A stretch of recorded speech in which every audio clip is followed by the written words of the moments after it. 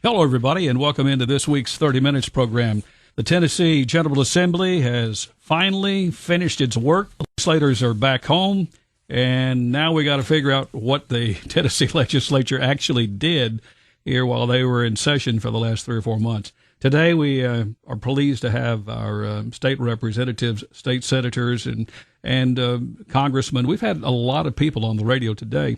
I'm pleased to tell you that we have Senator John Stevens with us on our program today.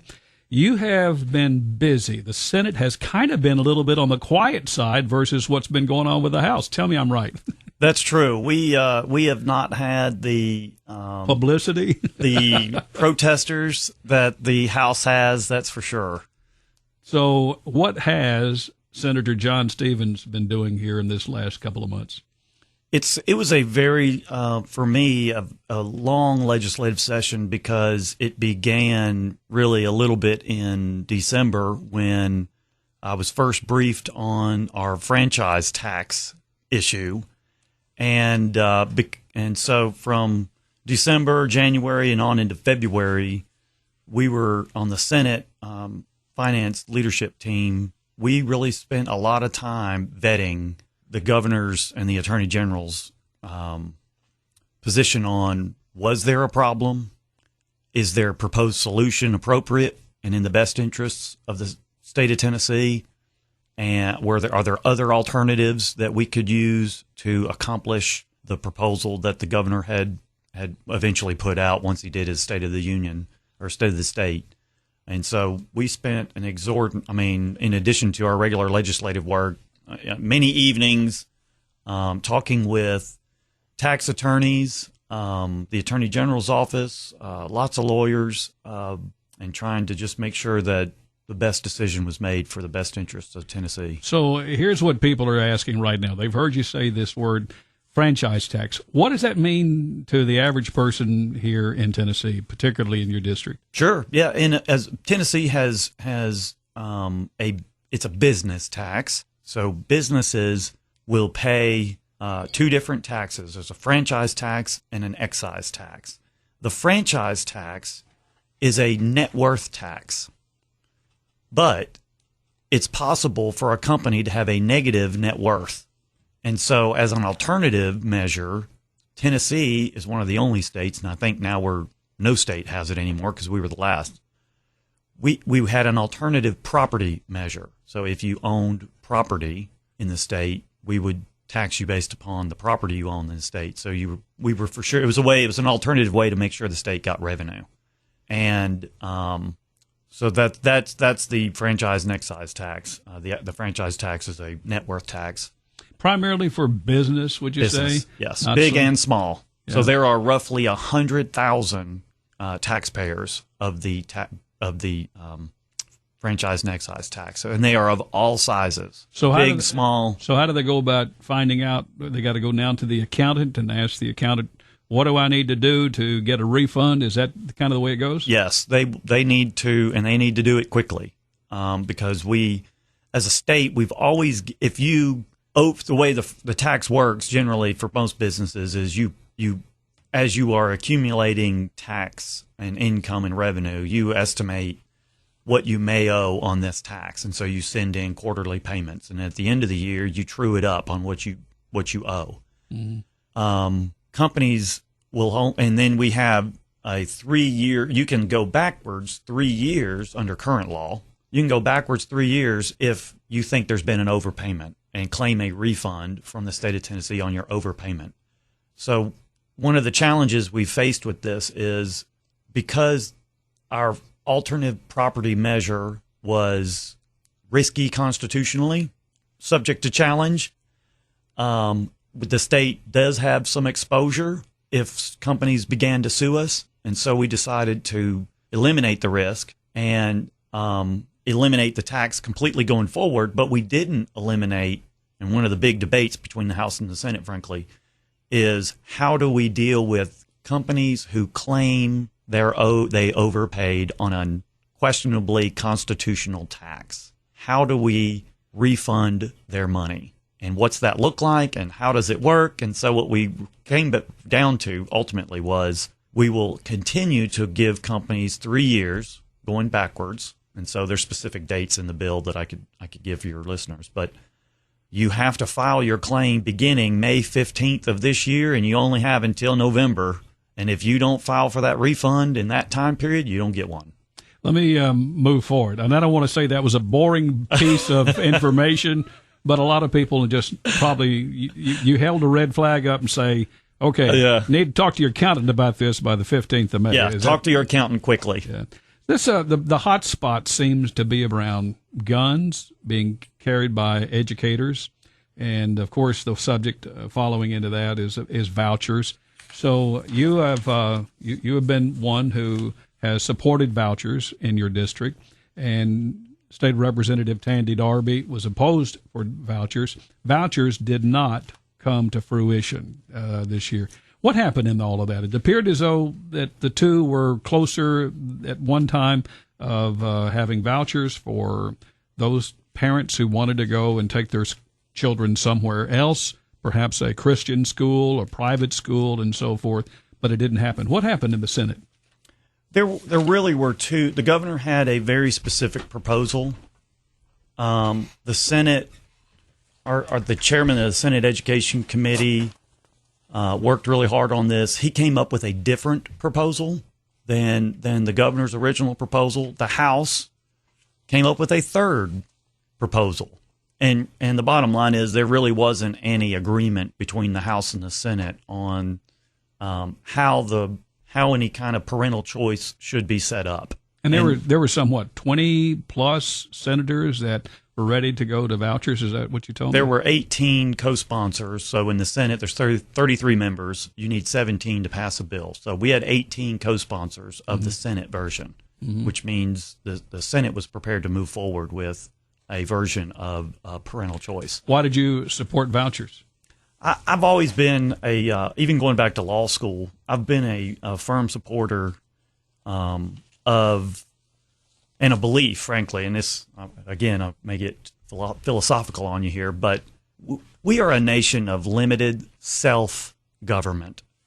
And our founders talked about that for our nation to continue, for our experiment in self-government, we must be a virtuous nation. And unfortunately, it's really difficult with the way the laws of the court has interpreted the First Amendment through the years that what can be taught in school. And so there is a 2002 U.S. Supreme Court case based upon a school choice program that was set up in the Cleveland city schools. But the bottom line of that case was when parents choose where the tax dollars go, the First Amendment no longer applies to the recipient. And so you could, as long as parents are choosing, there can be explicit religious education in schools. Now, I would not be in favor in any way, shape, or form of a particular type of religion or a particular, Catholic versus or any kind of shaming of a child. Let's say you're a Muslim student and you ended up at, so for example, there's a college in Michigan, Hillsdale College. Hillsdale is a, quote, Christian school, but any faith is allowed. Nobody is proselytized to, but their education is based upon a classical education. And so you're going to get Aristotle, you're going to get Plato, you're going to get math and reading and all the different normal college courses, but they're going to be taught in such a way that the goal is that the student, when they graduate, would be a virtuous citizen. And that's really what I feel the goal of education should be, is that we need good citizens, because we are a government that is limited and reliant upon each individual person to govern themselves, because if you can't govern yourself, the government will govern you, and that's not our constitutional order. A lot of the public schools have said we were going to lose money, or they would lose money, because if a child leaves, or several children in one family leaves, then it's going to short their budget, and it's going to cause some hardships, meaning perhaps having to eliminate a teacher or other opportunities there for, moving around in the budget. And I'm not trying to find any particular hole here, but it seems as though public education would take a pretty good hit. Would you agree? I don't, because I don't presume parents would leave. The assumption built upon that argument is people aren't satisfied with their local school. And so if I were a local school, I would take that very seriously, and I would want to find out, what are we doing that would want parents to leave? And I would work on fixing that. But around here, frankly, we haven't had a lot of the challenges, and I don't foresee in my district, because I think we have very good public schools. We haven't had the challenges that I think some of the urban school districts have.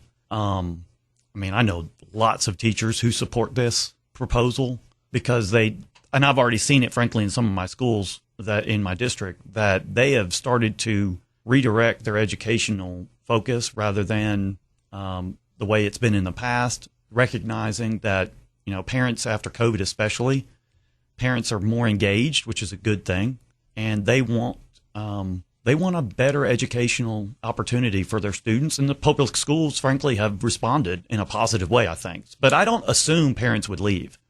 If you just joined us, we have Senator John Stevens. He is a Republican, lives in Huntington, goes to church there, has a couple of kids, one of them here at the University of Tennessee at Martin.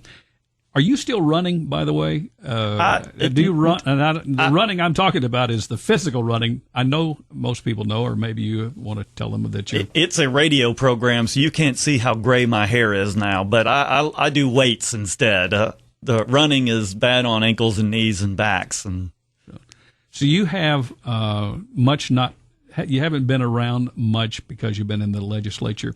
What has been the biggest challenge that you have seen in this session with Governor Lee that you were hoping something to get done and it didn't get done, or maybe some of the bills that you signed on to that you were really excited about getting, maybe they did get passed? What is it that you were pleased that the governor is prepared to sign off on? There was a lot. There were several bills that I won't say they're still on the cutting room floor. I'm gonna go with the end of your question, which was what's out there that I'm really people need to know we passed and that the governor should sign. And one of those is one that may not get a lot of fanfare in the newspapers, but it really is something that I'm proud we're able to do.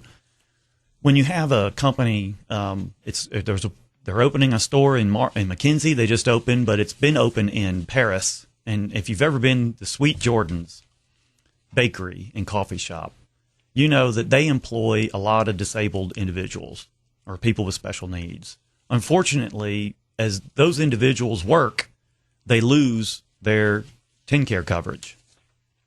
So we disincentivize people from working.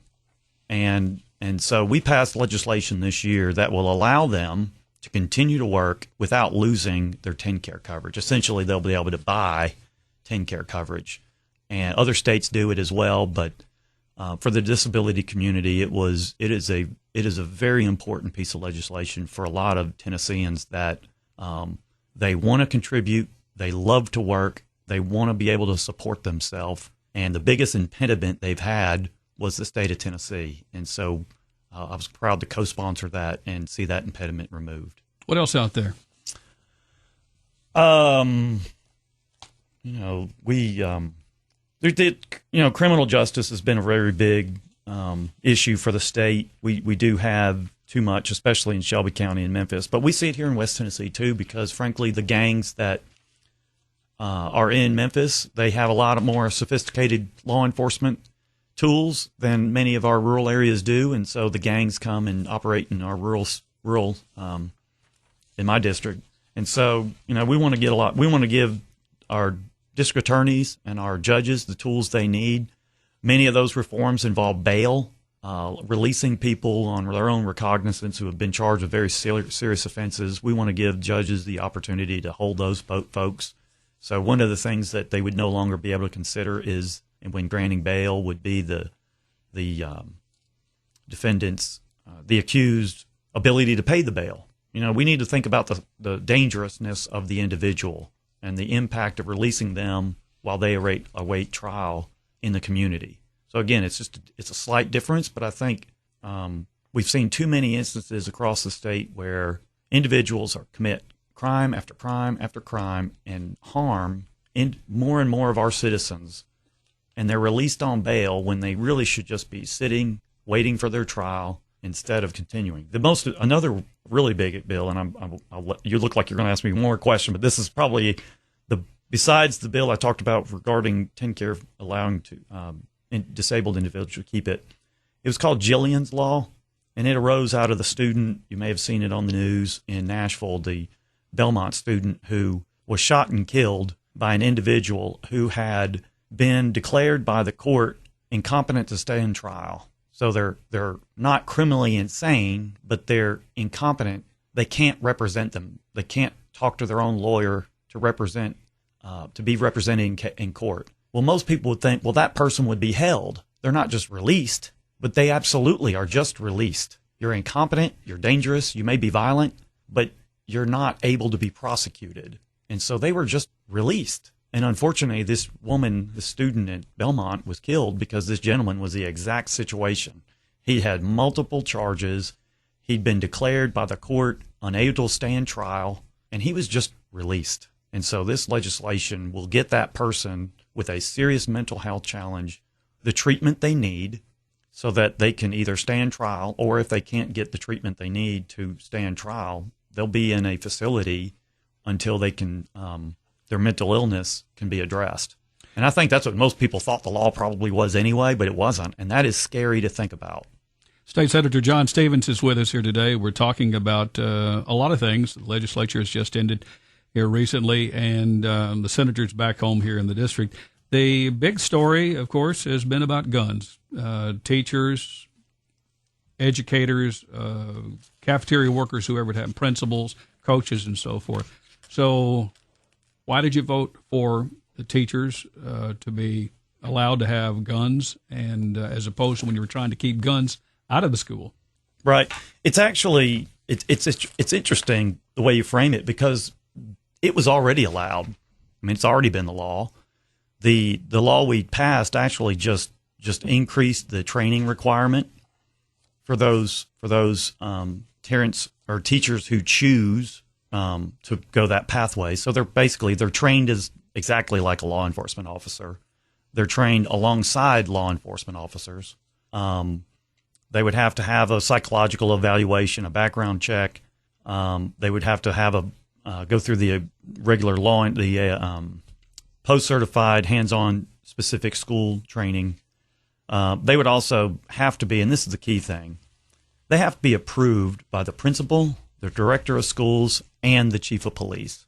And so any one of those has a veto over that. And the impetus behind the bill, I didn't understand this because it seems amazing to me that it would happen. But last year, the state of Tennessee provided the funding for an SRO in every single school. It's not borne by the local school district or the taxpayers of on the local level. It's a state-funded program where we pay for the law enforcement officer full-time to be employed by every single school in the state.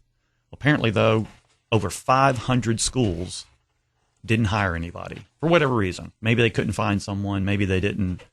A shortage of law enforcement. Maybe there was some opposition, which there was in some of the urban areas, to having an armed law enforcement officer in the school district. So the intent behind the bill was we really want children in schools to have someone there who is armed in case the unimaginable tragedy that we saw in Covenant would happen again. We did not want schools to be, and children to be left, and teachers to be left defenseless if an crazy person comes into the school and they're defenseless. I'm not going to challenge you on this, but I want to just make a point. So does the person who carries a gun in school, do they have to wear it on their hip? We're talking about educators. Cafeteria worker, let's say, underneath their cape. Or, for example, a female school teacher.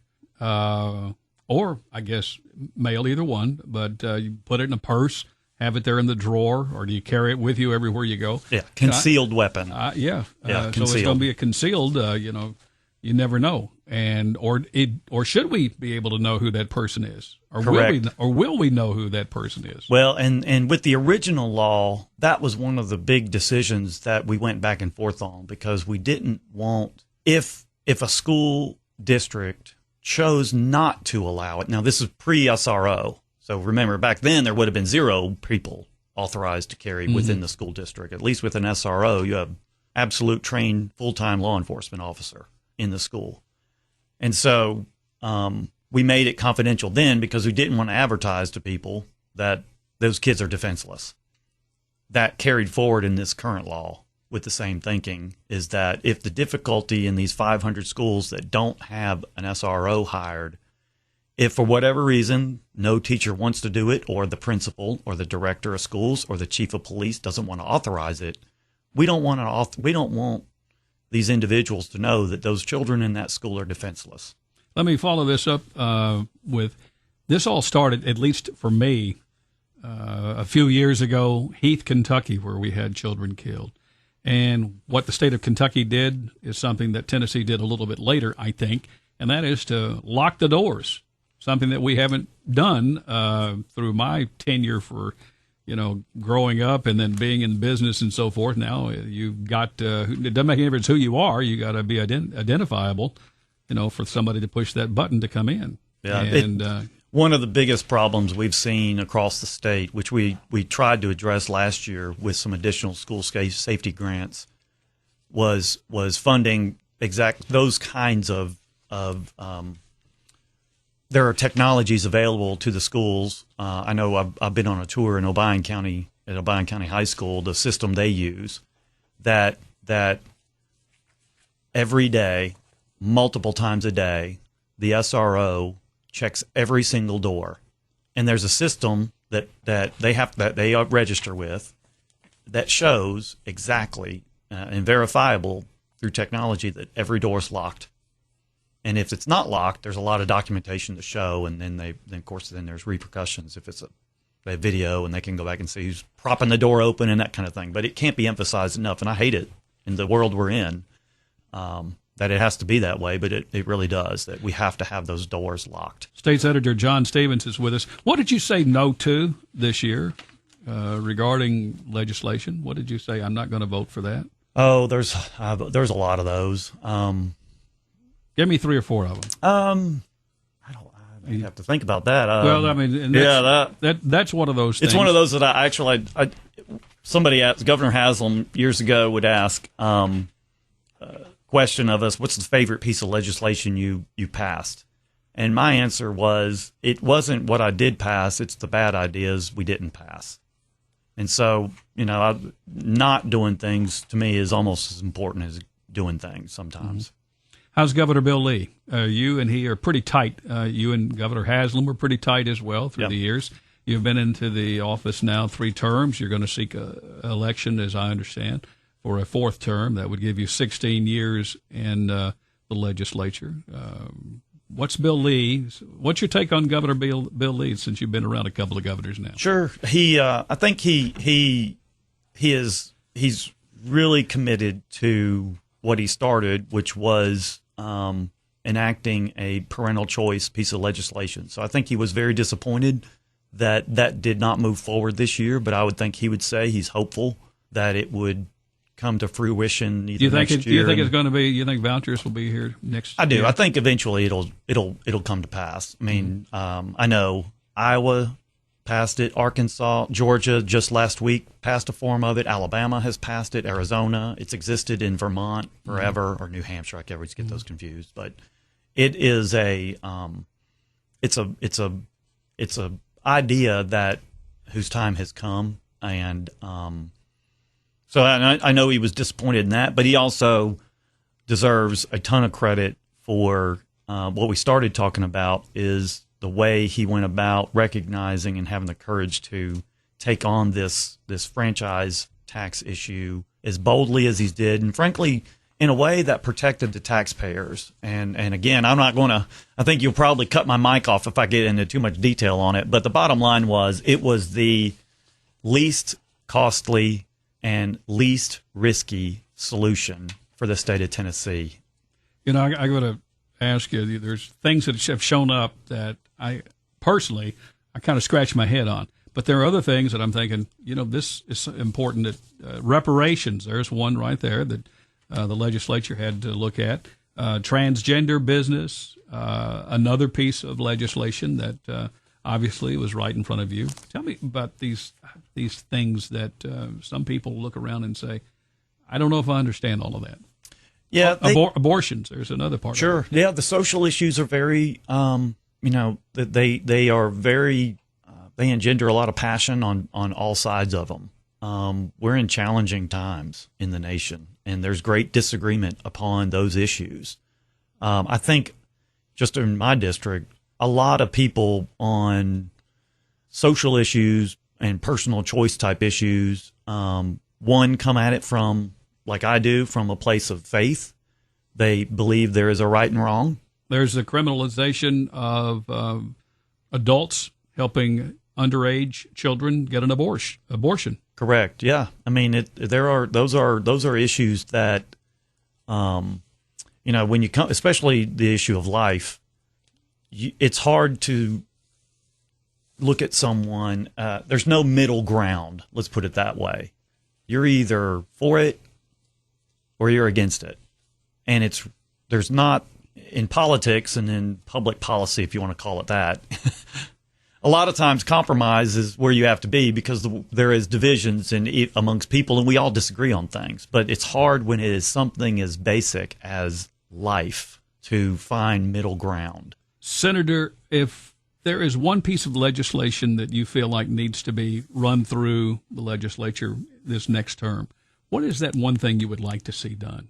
Again, I think when I started off, I've been the direction of this nation concerns me, and part of that is we have lost our North Star in raising virtuous citizens. When we see some of the protests right now we see across the nation, where a group of American students are supporters of terrorism, I don't understand how you may disagree on the politics of a two-state solution or those kinds of things, but the barbarism, the inhumanity we saw on October 7th really concerns me, that we could at least all agree that's not how you treat humans. I think most people agree that's not how you treat animals. I don't know where that comes from. I mean, I know where it comes from. It comes from very deep-seated evil.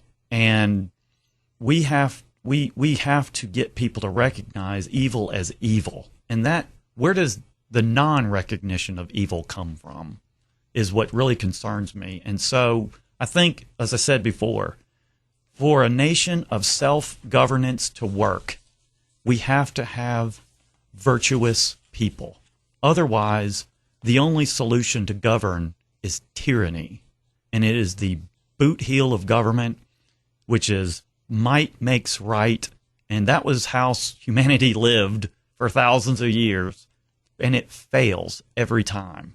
It harms people. It ends in violence. And so the greatest step, the pinnacle of humanity, was the Declaration of Independence, declaring that all men are created equal. And President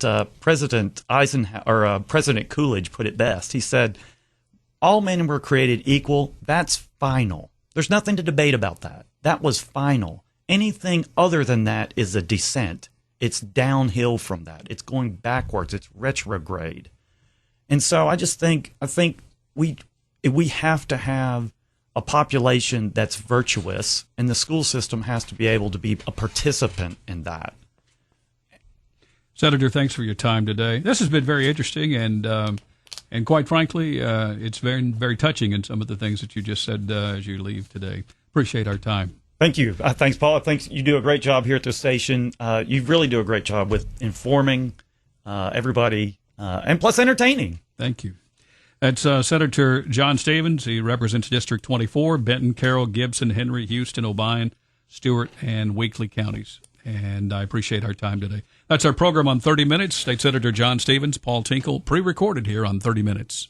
You've been listening to 30 Minutes, a community affairs program on Thunderbolt Radio. You can listen to this broadcast and others anytime by visiting thunderboltradio.com and following the Thunderbolt Radio and Digital YouTube page. Thanks for listening.